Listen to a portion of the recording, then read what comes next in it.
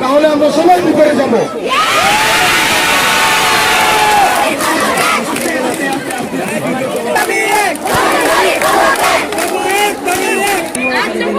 দাবি ছিল কিন্তু আমাদের দাবি মানা হয়নি। এই জন্য আমরা আজকে 101 দাবি নিয়ে বসছি। দালালদের পক্ষ থেকে আমরা চাই, সবাই চাই আজকে 101 দাবি না মানা পর্যন্ত আমরা এখান থেকে কেউ সরব না, যাব না। দাবিটা কি কি একটু বলবেন? দাবিটা আমাদের একটা দাবি ছিল, অধ্যক্ষ মোহাম্মদ মনিরুজ্জামানের মুস্তফা কামাল স্যারকে পদত্যাগ করতে হবে।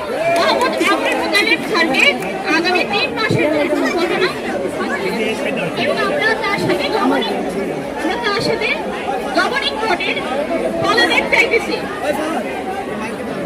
অধ্যক্ষ মোহাম্মদ মনিরুজ্জামান এবং মুস্তফা কামাল স্যারকে আমরা পদত্যাগ করতে হবে। শিক্ষা প্রতিষ্ঠানে কোনো প্রকার রাজনীতি থাকবে না। শিক্ষা প্রতিষ্ঠানের রাজনৈতিক সেই শিক্ষক শিক্ষিকারা থাকলেও তারা কোনো শিক্ষা প্রতিষ্ঠানে করা যাবে না।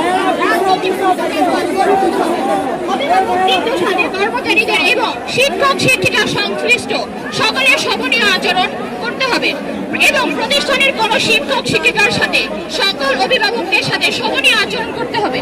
4 বৈষম্যবিরোধী ছাত্র আন্দোলন চলাকালীন জান্নাতুল আকরাম এবং লিয়াকত সিকদার স্যারের শিক্ষার্থীর বিরুদ্ধে লেখনির জবাবদিহিতা করতে হবে এবং সকলের সম্মুখে তার জন্য ক্ষমা প্রার্থনা করতে হবে।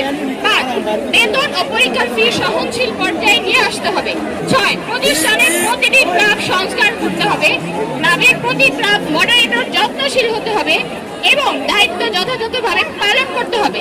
প্রত্যেকটি ক্লাবের জন্য একজন শিক্ষক নিযুক্ত করতে হবে। 7 ধর্ম বর্ণভেদে কোনো শিক্ষক শিক্ষার্থীদের হেনস্থা করতে পারবে না। খ্রিস্টান ধর্মের জন্য নির্দিষ্ট বিষয় শিক্ষক নিয়োগ দিয়ে যথাযথ ক্লাস পরিচালনা করতে হবে এবং আমাদের সর্বশেষ দাবি হচ্ছে গভর্নিং বডির দাবি বাদ দিতে হবে। গভর্নিং বডি আমরা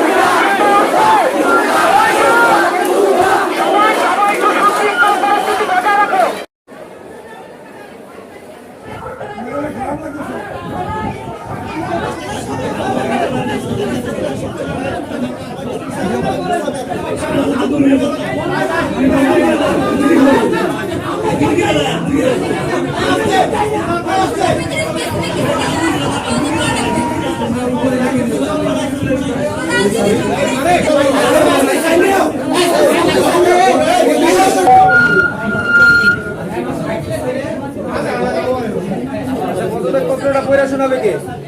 আমি